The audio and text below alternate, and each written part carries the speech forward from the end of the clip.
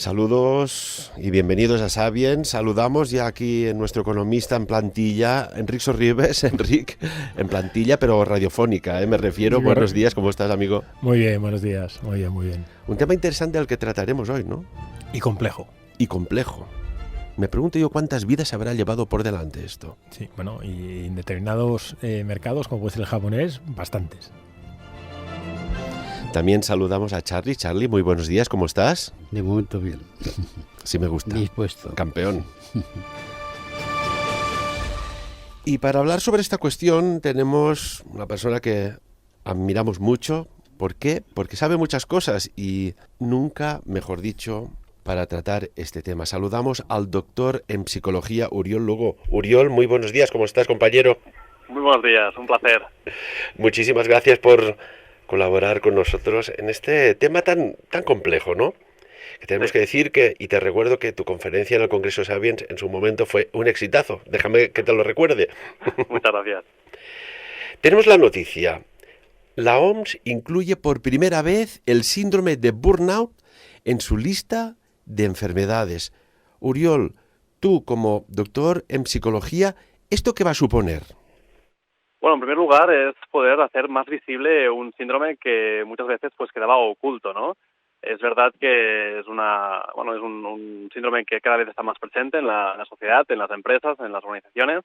Estamos en unos ritmos de trabajo cada vez más intensos, entonces cuando una organización como es la OMS reconoce y de alguna manera también hace visible este síndrome, hace también que todas las sociedades, todos los países del mundo, pues tengan más conciencia. Se acaba de incorporar Lluís Rovira. Lluís, hola, muy buenos días. ¿Qué tal? ¿Cómo estás? Muy buenos días, encantado de estar aquí en el programa como siempre. Por un momento te pensaba que te tenía surcando los mares del Mediterráneo, pero veo no, que estás en las cimas de las montañas de Andorra. Ojalá pudiera estar surcando los mares, sobre todo con vuestra compañía, pues eso sería algo fantástico, ¿no? Ostras, ¿os imagináis una travesía a las Islas Baleares haciendo el programa? Eso sería, viendo las estrellas, la inmensidad del mar. Eso sería dejándonos llevar por la corriente y el viento. Entonces tendríamos que presentar saludos y bienvenidos a Sapiens desde la unidad móvil marítima, ¿verdad? Total y absolutamente. Lluís, estamos hablando, y mientras vamos a recuperar la conexión con el doctor Lugo, de que la OMS ha incluido por primera vez el síndrome del burnout, de estar quemado en el trabajo, en su lista de enfermedades. ¿Esto qué va a suponer? Y tú como consultor empresarial, que sabes, que has hecho auditorías de empresa, que seguro que en alguna de ellas alguien lo ha sufrido. Bueno, no es que alguien lo haya sufrido, hay mucho sufrimiento de esto. Pasa que hay muchas causas y hay que verlas por qué y cómo se construye esto. Una puede ser por la misma indefinición del trabajador, por la propia salud, y entonces lleva a este cansancio, ¿no?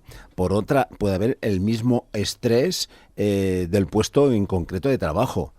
También puede ser a veces el tipo de liderazgo, que exige, está muy encima, muy controlador y acaba estresando, y obviamente una continuación de estrés constante, sea por el motivo que sea, se refleja automáticamente en la salud de las personas y en este caso de los trabajadores.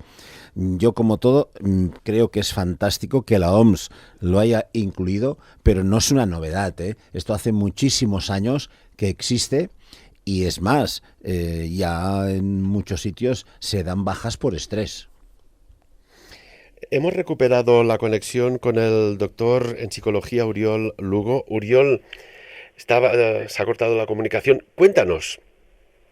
Sí, básicamente lo que sería este paso de la OMS es un paso muy importante para reconocer, como decía el compañero, ¿no? Que es algo que no es nuevo, pero sí que es verdad que cuando una organización de ese tamaño o de esa envergadura reconoce este síndrome, lo que está haciendo es que sea mucho más visible, entonces sí que las personas tienen esa conciencia de decir, bueno, lo que me está ocurriendo no es algo puntual, no es algo aislado, no es un caso aislado, sino es algo que tiene un nombre y sobre todo que se puede tratar. No sé si hay alguna cuantificación, pero este síndrome, ¿quién no lo ha sufrido en algún momento determinado de su vida laboral? Uriol. Sí, podríamos hablar de que, bueno, hay cifras al respecto, hay cifras bastante alarmantes dependiendo de cada organización y de cada país, pero podríamos hablar que tranquilamente 7 de cada 10 trabajadores pueden llegar a sufrir burnout en algún momento de su vida, con lo cual es una cifra bastante elevada. Y luego también es importante que las personas también ganen conciencia de que esto es algo progresivo, es decir, la gente no entra en síndrome de burnout de la noche al día, sino que es algo que se va también acumulando hasta que haya un punto de quiebre.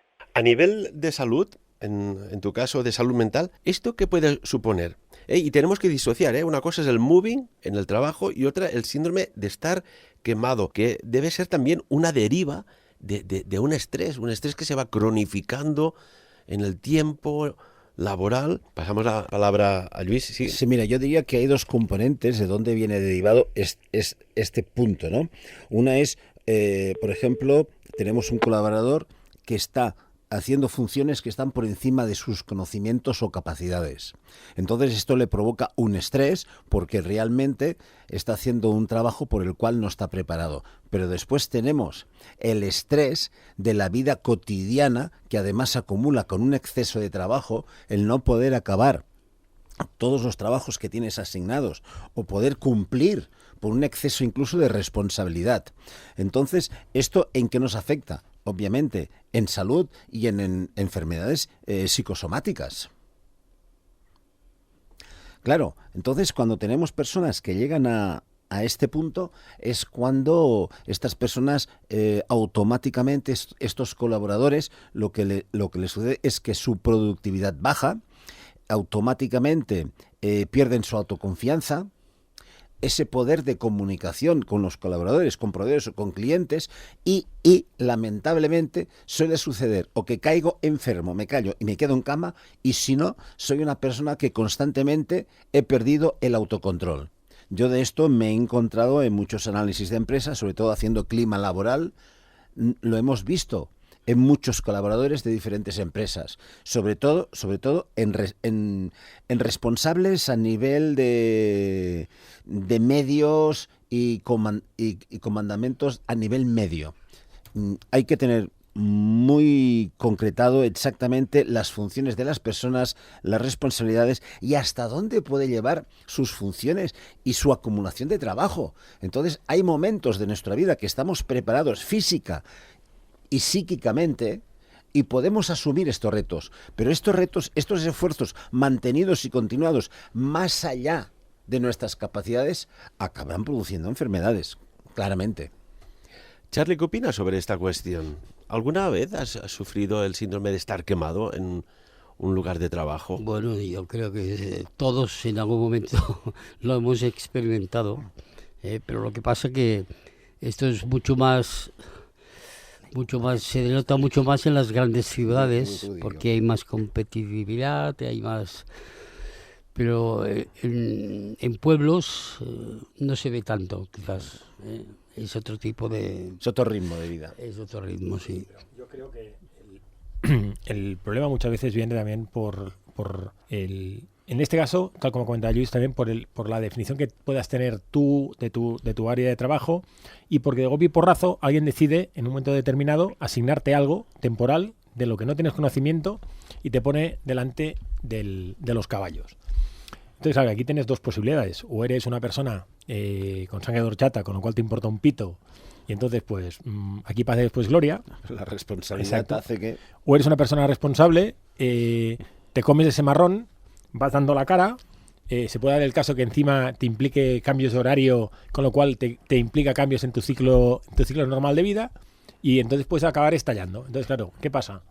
Eso lo puedes afrontar de distintas maneras, ¿no? Eres capaz de tener la cabeza muy bien amueblada y tener la mente fría y saber lo que eso impacta, el tiempo que impacta y saberlo separar, o caer en el síndrome del burnout, en el que tú realmente te ves incapaz de afrontar eso, cada vez te está minando internamente y al final o acabas absolutamente con una desidia absoluta o no tienes ningún interés en hacer lo que haces o acabas enfermo literalmente. Sí, pero mira, hay una cosa, tal como estás diciendo, esa desidia en la que puedes llegar a caer siendo una persona competente, puede ser motivado porque tus superiores son unos incompetentes. Sí, sí, sí, Cuidado. sí. Entonces, delante de esta incompetencia, delante de esta poca involucración de los demás, es cuando tú te vas cargando, vas cogiendo la mochila de decisiones y de trabajos y al final acabas reventado. Sí, tanto física como psíquicamente. No, es que el problema está que muchas veces el problema viene del responsable de una unidad. Es decir, primero que si eres una persona que gestiona recursos humanos, y creo que cualquier cualquier mando intermedio o mando superior gestiona personas, y básicamente es una parte muy importante de su cometido, tienes que conocer cada persona dónde está, por qué está y lo que puede hacer. Sí, capacidades y competencias. Entonces tú confías absolutamente en una persona y esa persona más es muy capaz de hacerlo todo. Yo voy más allá todavía. Pero una cosa es que lo puedes hacer todo y el problema es que le quieras dar más cosas de las que puede hacer en una jornada laboral. Esta persona intenta asumirlo todo y al final hay una sobrecarga porque, vale, soy capaz de hacer 1 hora más o 2 horas más. Me cambias el horario. Recibo presiones.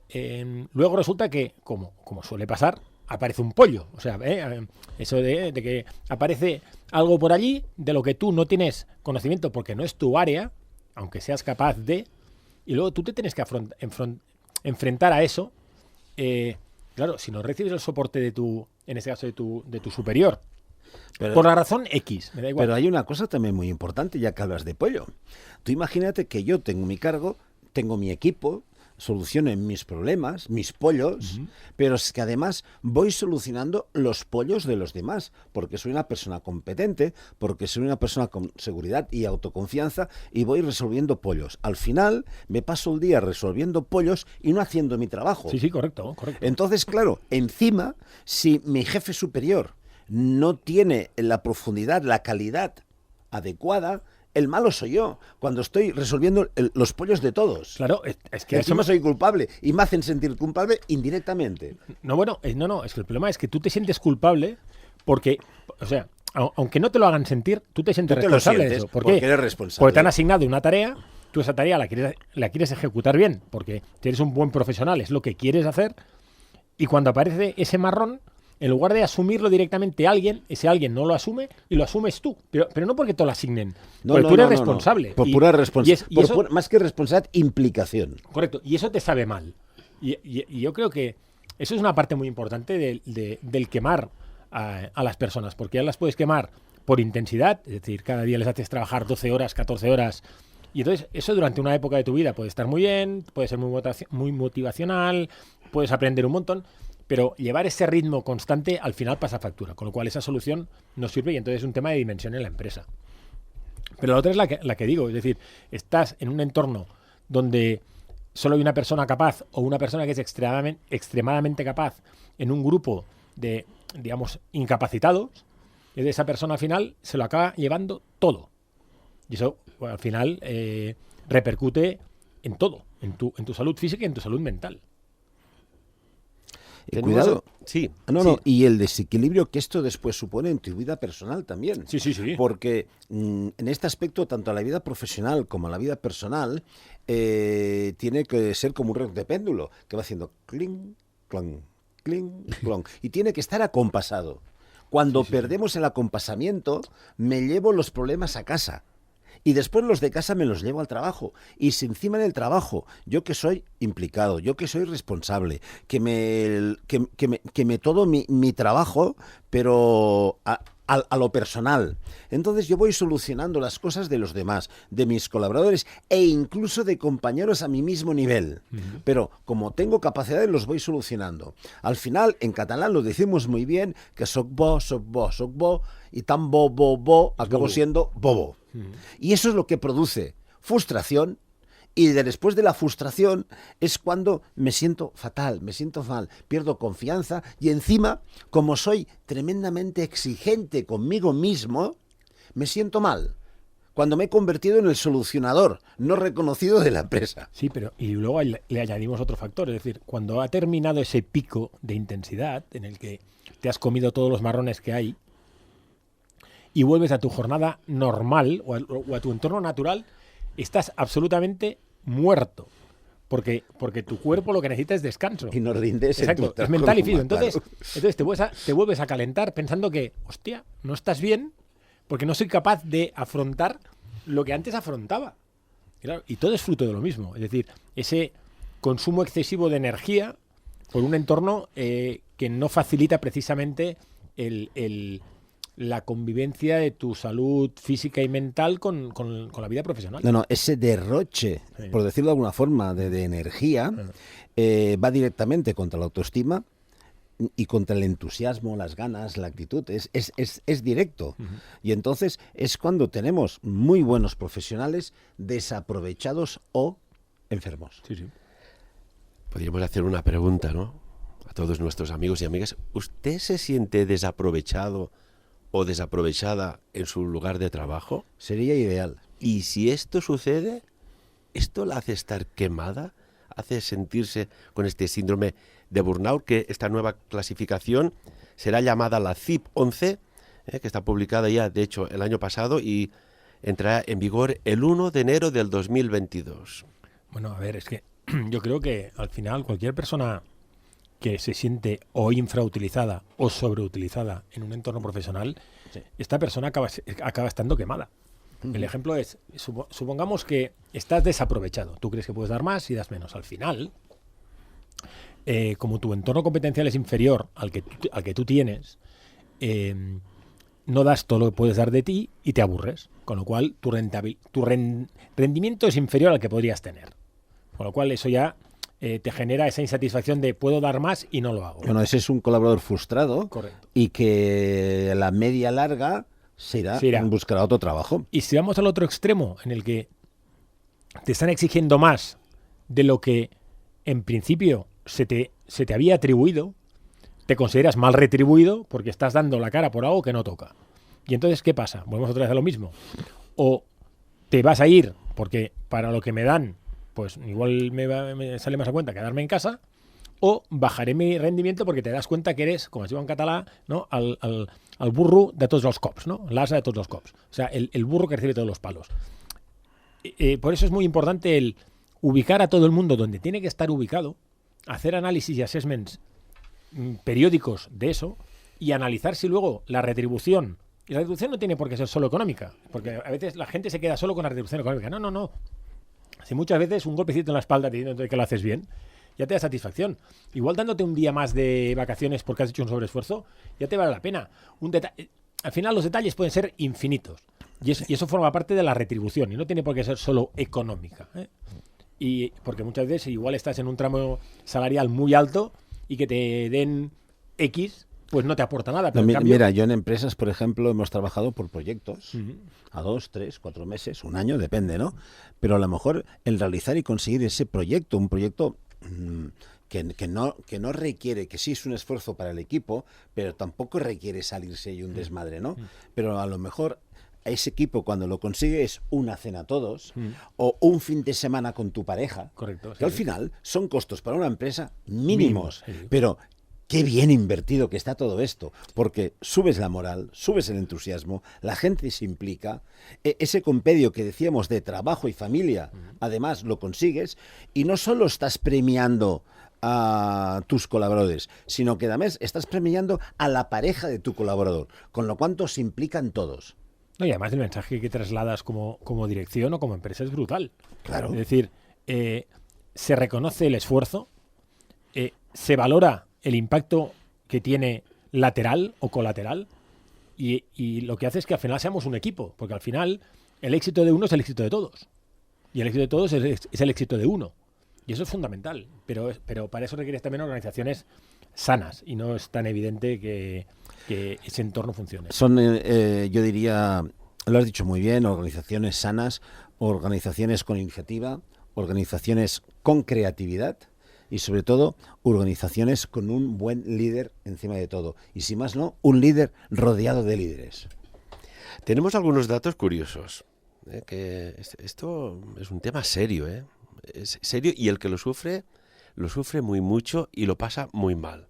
Después podríamos incluso hablar de, bueno, si afecta más a la parte mental, a la parte emocional o qué. Pero tenemos datos. En el año 2017 se hizo un estudio en Estados Unidos entre 22.000 personas. Y allí, bueno, se trabajó en 17 estados con un rango de edad de los 16 a los 64 años. Y allí se hizo el estudio de las personas que murieron por suicidio entre el año 2012 y el 2015. El reporte, que salió el año pasado, tiene varios cambios y detalles significativos. Y, por ejemplo, en Estados Unidos el índice de mayor suicidio, ¿sabéis cuál es? ¿Lo podéis imaginar? Charlie. No lo sé, no sé. El índice no lo sé. No, el índice no, pero las personas que más los profesionales que más se suicidan. ¿A qué te refieres? ¿A pueblos, a razas, a qué?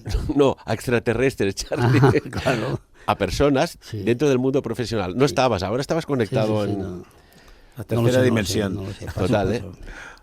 Charlie, repito la pregunta. Sí. Dentro del mundo profesional, Sí. locutores de radio, te pongo Sí, sí, jardineros... Bueno, es que de este problema yo no lo he tenido nunca, no puedo opinar mucho. No, pues Yo he precisamente sido nos- totalmente independiente. Por eso, después llegaremos a este punto. ¿Quién enferma más? ¿Si los autónomos o los trabajadores asalariados? Esto es otro tema. Yo Luis, creo que ¿quién crees que...? por Yo te igual, lo ¿no? contesto La rápido. responsabilidad es diferente. Enferman los dos. Sí, Lo que pasa exactamente. que las obligaciones del autónomo hacen que Es soportes diferente. las enfermedades de otra manera, por A descontado. nivel de profesionales, más o menos, ¿quién crees que se suicida más debido al burnout? A profesional. Mira, Al más profesional. yo por suerte... No, dinos. No. Yo digo que por suerte en todos mis trabajos en diferentes y multitud de empresas no he tenido jamás esta situación. Por lo tanto, todo lo que te podría decir sobre esto es algo que he leído en la prensa, algo que he leído o he oído de terceros. Prefiero no opinar. Yo creo que esto es un tema tan serio que si no lo sabes de primera mano es muy difícil opinar. Enrique. Yo creo que lo que se conoce como trabajadores de cuello blanco. El mando intermedio en cualquier empresa, que puede ser sector financiero, sector tecnológico, donde la presión es muy alta. Pues vamos con los datos de esta estadística, y poca broma. Como he dicho antes, los datos provienen de un análisis de 22.000 personas. Las primeras personas en suicidarse son en Estados Unidos los médicos. Y dices, ¿cómo puede ser? Pues bueno, según el informe, los médicos que sufren depresión u otros trastornos mentales rehúsan a recibir atención profesional porque temen que pueda afectar a su imagen y por tanto a sus prácticas. Después, los dentistas, seguido de las personas relacionadas con el mundo financiero, el mundo de la bolsa, los brokers, etcétera, seguido por abogados. Después, agentes inmobiliarios, electricistas y también hay campesinos y granjeros. Las exigentes condiciones de trabajo, con las jornadas extenuantes, largas, que dependes de la climatoeconomía, que lo hemos comentado alguna vez aquí, sumando al bajo pago de los resultados de tanto esfuerzo, que esto vemos y si tenemos algún conocido familiar agricultor lo viven en primera mano, pues genera suicidios en este gremio. Después vienen los farmacéuticos, en el campo científico también, fijaos. Esto es... ¿Y los políticos? No tenen problema aquests. Los políticos, ¿tú has visto algún político que se suicide? Sí. ¿Sí? Existen también. O otros que los han suicidado? Existen. Pregunto. Bueno, esto ya De los casos de es corrupción, otro tema, este es otro tema ya. ¿no? Pero que existen, sí, claro. que Hay existen. cosas raras ahí. En definitiva, que esta nueva ley, esta nueva directiva de la OMS, pues seguro que nos creará ser más sensibles y estos lobos o lobas que hay en las empresas que se dedican a morder al cuello del trabajador, y cuando lo digo de forma metafórica, sea mental, emocional o ya en principios profesionales, que vayan desapareciendo, ¿no? Es que a lo mejor, más que desaparecer estos lobos o lobas, como decías tú, estos son los primeros que tendrían que tratarse. Porque seguramente llegan a este punto de lobo o de loba, ya no por depredación, sino por inseguridad, por miedos, por presiones. Y entonces, ¿qué es lo que hacen? Machacar a sus subordinados. Que quizás, permíteme, quizás el lobo no sería que en esta comparativa el más correcto, tendríamos que hablar de la hiena, ¿no? Porque encima se ríen. Bueno, pero es que y permitidme ser pesimista. Si alguien cree que porque aparezca en la OMS como el CIP 11, ¿no? Me parece que has dicho que era, la gente va a cambiar, creo que estamos muy equivocados. Porque la presión en las empresas cada vez es mayor. El personalismo, cuando digo personalismo, en el sentido de que tú eres un individuo que te conocen cada vez es menos. Tal como hemos hablado muchas veces, se fomenta el ser Another Brick in the Wall, ¿no? Como la canción de Pink Floyd, es decir, que seamos perfectamente sustitutivos. El ejemplo es todas las cadenas de producción y ahora somos también el números, tema robot. somos números. Por eso. Entonces, en ese entorno, la presión por no caer desbancado, por estar en la lista, para no ser señalado, es brutal. El ejemplo lo tenemos también en el país, ¿no? Bueno, en el sector financiero, hablo de Andorra y hablo en cualquier otro país donde financieramente o el sector financiero sea potente. Y también se ha visto en alguna película con el famoso impacto, ¿no? de la subprime. ¿Por qué la gente actúa como actúa? Porque tienes unos objetivos que te marcan y si sales en la foto, sales mal. Con lo cual, no tienes piedad porque no tienen piedad de ti. Y entonces, al final, eso tiene su impacto, ¿no? Hay otra película muy famosa también y un poco más antigua que es Glengarry Glen Rose, que son unos vendedores de inmuebles. La presión que tienen también por vender, ¿no? Y eso da igual, y si tienes que matar, matarás. Pero precisamente porque no quieres salir en la foto, pues si sales en la foto sabes que el siguiente paso es fuera. Pero es la depredación del sistema, la depredación de las grandes empresas que hace que todas estas personas que pueden tener y que pueden ser muy nobles, ¿no? Pero como dices muy bien, que tienen que salir en la foto, porque si no además los van a echar. Y en el sistema no permite fracasos, así de claro. Entonces es cuando estas empresas, lo que llamamos estas corporaciones depredadoras, este sistema anglosajón que ha despersonalizado el saber quién es mi empleado, cuántos tengo, sino las ha convertido simplemente en números, además prescindibles. Correcto. Y sustituibles al momento por cualquiera. Es que da igual, porque no se valora para nada en lo que tú puedas hacer. Yo recuerdo antes cuando en las empresas la gente más o menos entraba y se jubilaba allí, salvo algún caso. El resto era muy vinculado a la empresa y tanto la empresa a ti como tú a la empresa. El ejemplo también típico era en Japón, ¿no? Sí, mira ahora cómo están. Y ahora mira cómo están. Los suicidios que ha habido precisamente por esto. Exacto, y porque se asumen errores de la empresa porque consideras que es tu fallo. Pero ahora la fidelidad a la empresa no existe en ningún ámbito, porque la empresa tampoco es fiel a ti. O sea, se están generando mercenarios tanto por arriba como por abajo. Y eso al final tiene un impacto. Entonces, como solo vas a mirar resultados, da igual cómo son esos resultados, cómo los has obtenido. Al final lo que queda es quién ha ganado, quién ha quedado segundo y quién ha quedado tercero. Y da igual si tú has hecho una competición perfecta y has sido honesto y has sido limpio y has ayudado al vecino. Da igual, ¿quién ha ganado? Resultados, números, exacto. Cuenta bancaria. ¿Por qué el síndrome del burnout hace que las personas tengan como aquel dolor precordial en el corazón? ¿Es que acaso genera estrés y este estrés acaba colapsando y generando algún tipo de cardiopatía? Seguro, yo lo he visto en más de una persona y acaba sufriendo esto. Es lo que llamamos ansiedad. ¿Cuánta gente va de urgencias al hospital porque cree que tiene un infarto cardiorrespiratorio y lo que tiene es un ataque de ansiedad provocado por todo esto que acabamos de hablar ahora? De hecho, el Departamento de Ciencias Biológicas de la Facultad creo que era, ahora no recuerdo, hablaba sobre esta cuestión, ¿no? De cómo el estrés, a ver si me viene, bueno, el estrés venía a generar un cierto colapso en las conexiones eléctricas neuronales y después la información se desordena y acaba afectando incluso a la estructura genética. Sí, pero es que es normal. Al final tú somatizas. El sistema falla. Exacto, tú somatizas lo que te pasa. Es decir, si alguien se cree que viviendo en una situación de estrés permanente tu cuerpo no reacciona, tienes un problema. El cuerpo al final acabará defendiéndose de eso. ¿Por qué? Y eso pasa en cualquier ámbito, ¿eh? Y hablamos ahora, por ejemplo, del ámbito de los deportes. ¿Por qué la gente que va siempre al límite, llega un momento en que caen en picado? Porque tu cuerpo no da para más, pero ni física ni mentalmente. Y al final el cuerpo reacciona y somatiza eso. Es tan fácil como eso. Y se autoprotege. Joder, pero es que es normal, pero es que eso pasa en la naturaleza. ¿Por qué la naturaleza reacciona virulentamente ante determinados ataques? ¿Por qué la naturaleza se autorregula? Exactamente lo mismo, pues el ser humano es un ente vivo y reacciona, y lo que tú no haces conscientemente, tu cuerpo lo hace inconscientemente. Además es que nos queremos que podremos con todos, que con nosotros no va, que somos superhéroes, que va, No, que pero va.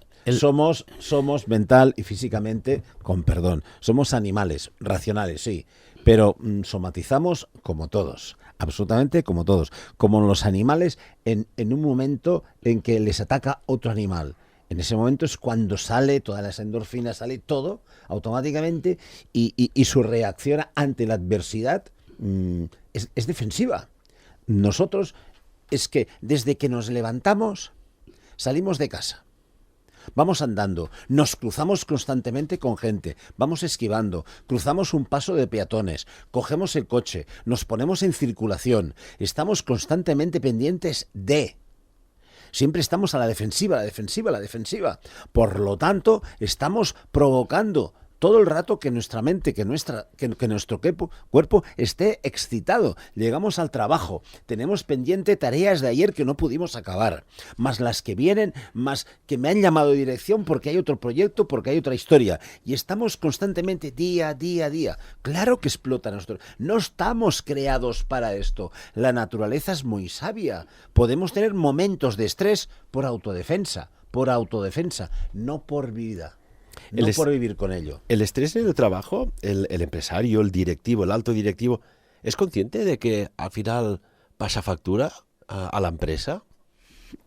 Bueno, a la empresa no sé si le pasará, al que sí que le pasa es a él. Eso está muy claro. Yo, y ahora hablo de mi caso particular. Te diría al 100%. Yo te digo, en mi caso particular, yo trabajo en una multinacional, le he metido muchas horas, muchas. Honestamente, es quizá de los periodos de mi vida donde más satisfecho he estado del trabajo desarrollado y del equipo que éramos. Porque, bueno, evidentemente yo primero era, digamos, miembro del equipo por abajo y fui el miembro del equipo por arriba, ¿no? Se creó una estructura de equipo muy importante, con una capacidad de trabajo brutal, pero lo que sí que fuimos capaces de hacer todos es relativizar las cosas. Es decir, en el periodo donde tocaba arremangarse y darlo todo, y todo es dar más del 100% si eso es posible, se hacía, pero si luego había un día en el que la faena te lo permitía, nos íbamos a las 4 de la tarde a tomar una cerveza y a ver un partido del Mundial de Fútbol o el Europeo de Básquet, que me da igual, ¿no? Es decir, desaparecíamos del horario laboral todos, como equipo, y ya está. Y cuando luego venía el máximo responsable y te decía ¿dónde estabais?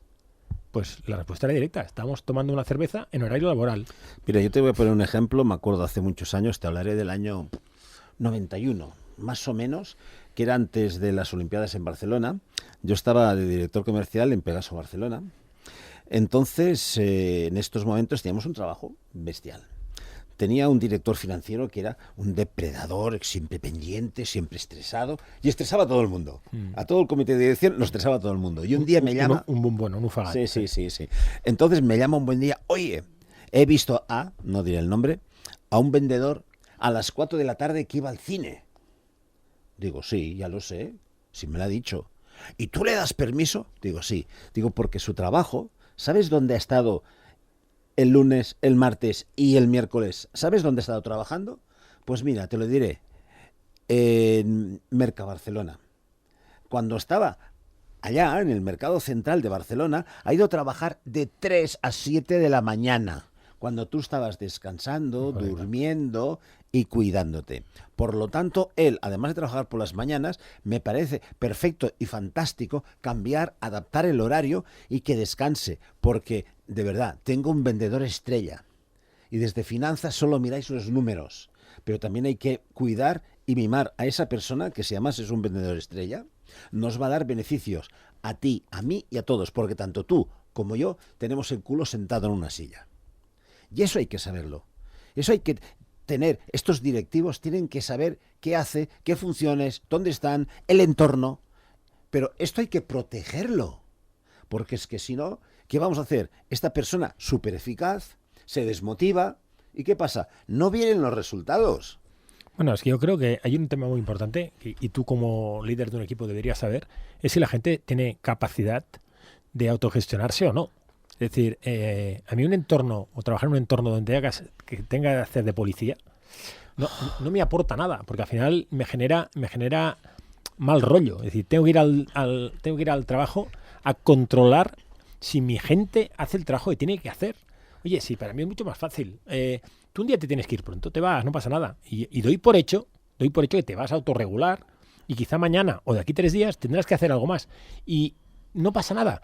Donde me tengo que preocupar es si sistemáticamente, cuando yo me voy, tú estás todavía trabajando, ahí sí me tengo que preocupar, porque igual está mal dimensionado el trabajo y alguna solución se tiene que dar. Pero yo creo que la autogestión es fundamental. Mira. Evidentemente hay entornos donde hay el típico vividor, pero en un entorno de autogestión, el vividor es expulsado por el grupo. Por sí mismo, Sí, salta. Sí, pero porque el grupo Lo echa, lo lo expulsa. Ya está. Sí, yo creo que ese es el entorno perfecto. Claro. El trabajar como un equipo y donde, digamos, el responsable es uno más. Mira, tanto en la universidad como en talleres de emprendedores, cuando doy todo el tema de management, liderazgo, etcétera, etcétera, yo les digo, ¿qué es un líder? ¿Quién me definía qué es un líder? Y me pueden decir absolutamente de todo. Yo digo, un líder es aquel que hace líder a los demás. Y estoy contigo. ¿Por qué? Porque un líder tiene que tener capacidad de autogestión. Si es un vendedor, por ejemplo, es aquella persona que tiene que ser además un buen manager. ¿Por qué? Tiene que ser líder de sus clientes, tiene que saber planificar sus acciones, tiene que saber organizarse a él y a sus clientes, tiene que saber dirigir las acciones hacia beneficio de la empresa y beneficio de sus clientes. Además, tiene que saber coordinar todo aquello que depende de él y, sobre todo, tiene que tener un buen control de sus acciones y reportarlas él a su superior. No tiene que estar su superior detrás como una mosca cojonera agobiándolo. Por eso digo que un líder es aquel que hace líder a los demás. Y cuando la gente se siente líder en su puesto de trabajo, haga lo que haga, es cuando tenemos el mejor rendimiento, la mejor seguridad y la mejor salud mental. Me envían por WhatsApp que os haga una pregunta de si un mejor salario reduce el síndrome de burnout. No. Además, el salario y yo tengo puede aumentarlo. Bueno, yo tengo una opinión muy particular en cuanto al salario. Es decir, y creo que eso nos pasa a todos. Y eso es muy aplicable con la famosa pirámide de Maslow, en el que cada uno tiene sus capas y al final va subiendo capas. El salario es un incentivo muy a corto plazo. El primer mes que te han dado el incremento salarial, si es grande, estarás muy contento, muy emocionado. El segundo mes ya te va a hacer menos gracia y al tercer mes, cuando ya hayas adaptado tus gastos a tus ingresos, el salario te va a continuar siendo insuficiente, porque continuarás haciendo un montón de horas o un montón de trabajo que a ti no te gusta. Perdona que te lo diga, cuando me aumentan el salario, pasa 1, 2, 3 meses, como tú lo estás definiendo perfectamente, ya es un derecho adquirido. Correcto. Entonces ya no motiva. Correcto, por eso digo. Por lo tanto, tiene que haber un compendio entre salario y las actividades tal vez que hablábamos antes. No, por eso digo que entonces, evidentemente, volvemos a lo mismo. Si estás en un nivel retributivo ayuda. muy bajo, evidentemente, ayudará. Consideras al final que es un derecho adquirido, que ya te lo merecías, porque a veces también pasa que cuando llega el incremento llega tarde, pero es una solución temporal muy a corto plazo. Entonces, otras medidas de tipo más recurrente y que vayan orientadas no solo al bolsillo, yo creo que son mucho más eficaces. Charlie, Bueno, cuéntanos.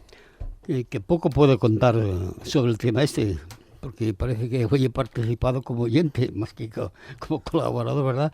Pero es que, claro, es que mi situación como independiente desde que nací, como aquel que dice... Autónomo, pues, claro, ¿te refieres? Totalmente. O sea, en mi vida he hecho siempre total autonomía, a excepción cuando hice el servicio militar. Y aún lo hice voluntario. Y aún lo hice voluntario por quedarme en mi ciudad, vestir de paisano, en fin, o sea que no me mandaran. O sea que es difícil que yo pueda opinar sobre este tema. Y me he dado cuenta que he sido un gran privilegiado. Lo que sí es importante de todo esto que estamos hablando es que yo me he dado cuenta a lo largo de mis años de profesional, ya desde los años 90, imaginaros ya el tiempo que llevo asesorando, auditando empresas, en este aspecto de salud mental, de salud empresarial, las pocas empresas sanas que hay. Esto sí que hay que recalcarlo. Bueno, porque se basan en resultados. Sí, pero aparte de resultados, los resultados tienen que ser accesibles, los resultados tienen que ser lógicos, pero los resultados tienen que venir de una planificación, de una buena organización, tanto a nivel laboral como a nivel económico. O sea, tenemos que tener una organización que cuantitativamente consiga sus objetivos, pero es que cualitativamente en sus diferentes, en catalán decimos vessants, en sus diferentes puntos, ramificaciones, exactamente, tenga una salud laboral buenísima. Por ejemplo, en una empresa, a nivel cualitativo, yo tengo que tener, por ejemplo, la implicación de la gente, tengo que reconocer una buena labor de captación de nuevos clientes, aunque las ventas no vengan al momento. A nivel administrativo, cualitativamente, también puedo yo valorar el trabajo en equipo, que no haya aquellos resquemores. Sí, yo puedo valorar muchísimas cosas que no solo es cuantitativamente de dinero, sino cualitativamente. Una empresa sana, una empresa que haya buen rollo con la gente, una empresa... mira, en estos momentos estoy trabajando en una empresa y lo primero que he hecho con las personas que trabajan, que me digan 3 cosas que les gusta de su empresa y 3 cosas que no les gusta. No me digas que en la primera parte se echaron a llorar.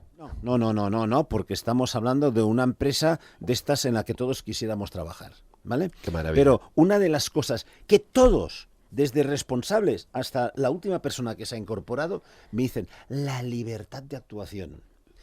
Eso es lo primero que han dicho. ¿Qué nos está diciendo todo el mundo? ¿Qué es lo más valorado? Más que el jornal, como estábamos diciendo. Mi libertad de actuación. El estar que yo me pueda desarrollar por mí mismo. Mi desarrollo profesional. Y eso se llama involucración. Eso se llama iniciativa. Eso se llama tener creatividad en tu puesto de trabajo. Eso se llama mejora. Y en eso, y es que es una empresa en la que estamos implantando un proyecto que le llamamos Deleite. ¿Por qué? Porque hace años que estamos trabajando en algo que es muy importante, que es que estamos diciendo que la atención y el servicio al cliente está desfasado. Normalmente la siempre digo, ¿vosotros queréis apostar por el servicio y la atención al cliente? Y digo, sí. Digo, pues ya vais mal, vais tarde. Actualmente las empresas tienen que apostar por el deleite. Una, que no tienen clientes, sino que tenemos invitados. Ojo esta filosofía. Cambia el concepto, cambia. Por eso te lo digo, que cambio el concepto. Pero es que cuando yo tengo los invitados haré todo por ellos en mi casa. Pues por lo tanto, en la empresa, el centro de la empresa tiene que ser el cliente. Por lo tanto, esta palabra del deleite la definimos que si tenemos invitados vamos a dar más de lo que espera. Se lo vamos a dar todo. Vamos a vivir por el cliente. Yo quiero que mis clientes en mi casa sean felices, que no encuentren el abominable hombre o mujer del no. Pero para esto tengo que tener que mi cliente principal es mi personal. Por lo tanto, si yo a este cliente ya lo tengo satisfecho, es cuando podremos deleitar a nuestros clientes. ¿Recordáis hace unos años el caso de aquel periodista que se infiltró en la multinacional taiwanesa de Foxconn, que trabajaba para Apple, para ver qué pasaba, que había un alto grado de suicidios, ¿no? Y realmente ya la primera noche que estuvo allá como trabajador, casi se queda frito. Y es que hay lugares aún que se trabaja casi bajo regímenes de esclavitud. Mucho peor. Sí, pero a ver, hablemos de también un tema cultural. Vayamos al sudeste asiático, que en este caso era un caso de allí. Yo he tenido la suerte de poder estar visitando países del sudeste asiático y el ritmo de actividad que tienen es muy distinto al que tenemos aquí, porque su implicación es muy distinta. Yo me acuerdo cuando estuve en China y se estaba preparando los Juegos Olímpicos, me acuerdo que eran las 10 de la noche o las 11 de la noche, y había gente trabajando en uno de los rascacielos que se estaban construyendo allí, en la planta, me da igual, la planta 100, o sea, solo se veían las luces de soldar, ¿no? Las llamas de soldar. Entonces, claro, te llama la atención y preguntas, oye, y dices, sí, es que aquí se trabaja 24 horas. Y la gente lo que hace es dormir allí. O sea, es que ya ni se mueven. Es decir, tú acaba tu turno y te vas a dormir allí al lado y te reemplaza otro y le va dando otra vez al soldador, ¿no? ¿Que ese es un buen modelo? No. Pero ese modelo es el modelo con el que ellos han funcionado toda la vida. Que es lo que decíamos antes. O sea, los japoneses vivían para la empresa.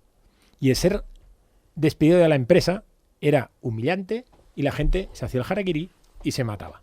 Pero es que ahora les han cambiado todos los valores. Sí, pero en tu ADN continúa funcionando el claro. mismo modelo. Porque ¿cuánta gente le han cambiado el modelo y se han encontrado en la calle a los 50 años, después de estar 30 años en la misma empresa, dándolo todo? Pero ahora ya te han cambiado. Entonces, esa sensación de orfandad es la que se tiene que educar de pequeñitos para que tengan claro que ese no es el modelo a seguir. Pero, ¿qué pasa? Si tú estás en una empresa, perdón, te asignan una tarea que está muy por encima de tu capacidad diaria, pero te la asignan y tú la asumes porque crees que la tienes que asumir, el hecho de fallarle a la empresa, a ti lo que te genera es un acto de responsabilidad y lo que haces es irte y te vas definitivamente. Ese es el problema de los suicidios que había. Pero también hubo una serie de suicidios, si no me equivoco, en una multinacional francesa, un banco francés. Sí. También por exceso de presión. O sea que al final el modelo es aplicable en todas partes, pero también el tema cultural afecta mucho a la toma de decisiones o resoluciones. Y para ir finalizando, ¿creéis que sufren más burnout, este síndrome de estar quemado, los autónomos o los asalariados? Y en deriva, porque unos enferman más que otros. Una cosa son las bajas, otra cosa son las enfermedades.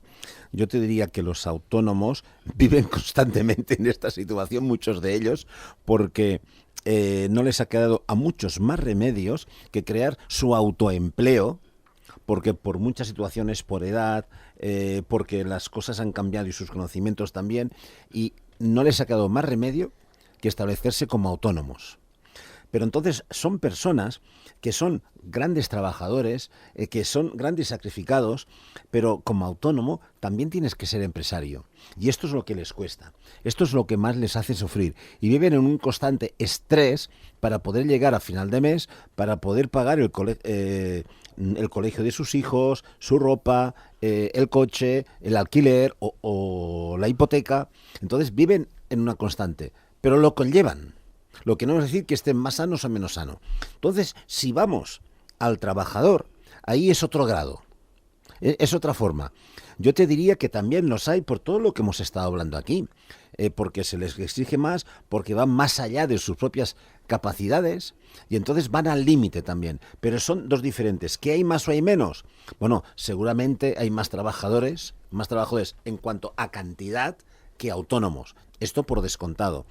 Pero yo creo que hay que estudiarlo por un lado y por otro y no podemos decir que hay más. No, yo diría que esto sería muy injusto, sobre todo para el autónomo, que es una persona al final que se crea su autoempleo, que es un valiente, y eso hay que admirarlo, que es un valiente, y sobre todo los autónomos de hoy en día, después de una crisis, que yo creo que habría que hacerles un monumento, porque muchos de ellos son los que han mantenido la economía de nuestros países.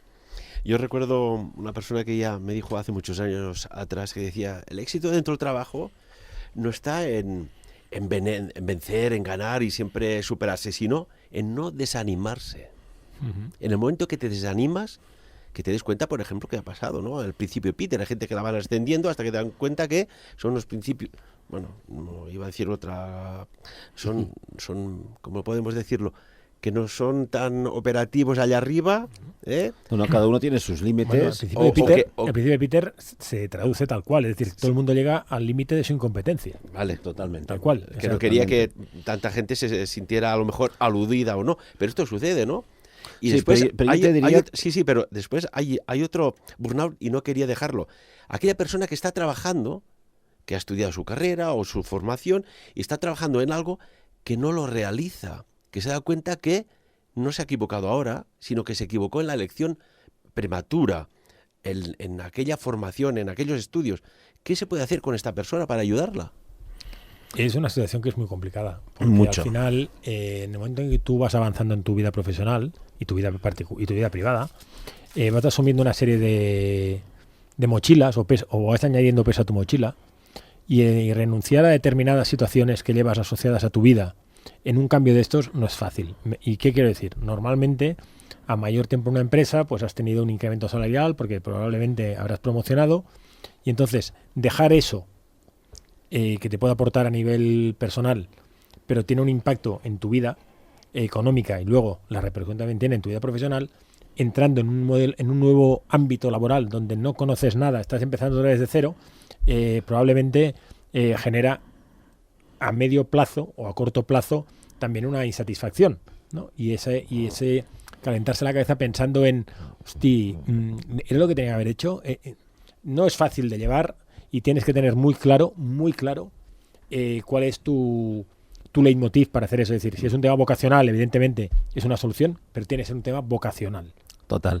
Mira, yo estaba... Tenemos que Sí, para acabar, pero otro día me gustaría que hablas, o si más no nuestros oyentes hoy, que entren y busquen un estudio que hizo el doctor Sheldon en los años 70 sobre el estrés, sobre las competencias y la satisfacción personal. Y las horas de trabajo, todo junto. De los años 70 y hoy en día es más actual que nunca. Doctor Sheldon. Qué bueno sería que en estas, de momento, 8 horas laborales pudiésemos aplicar todo el potencial. Qué maravilla. Y qué maravilla sería que las empresas pues dedicaran unas horas al trabajador. Y me viene a la cabeza Google, que los dejen crear. Oye, haz lo que quieras hoy. Hoy es viernes, haz lo que quieras, pero que sea para la empresa, que pueda aportar su talento. Porque cuando estás acotado, y lo digo por experiencia personal, esto es muy, muy difícil de gestionar. Pero si te dejan hacer para la empresa crece y creces tú y todo el mundo gana. Win-win. Caballeros, Enric, Luis, Charlie, muchísimas gracias. El tiempo tenemos que también gestionarlo y es lo que quizás nos genera un poco de burnout. Corre, que siempre acabamos. Al final tenemos que hacer programas de una semana entera. A los tres, muchísimas gracias. A vosotros. Adiós. Y amigos y amigas, como siempre, de lo aquí tratado, que cada uno saque sus propias conclusiones. Buenos días. Sapiens. Dirigit i presentat per Ferran Prat.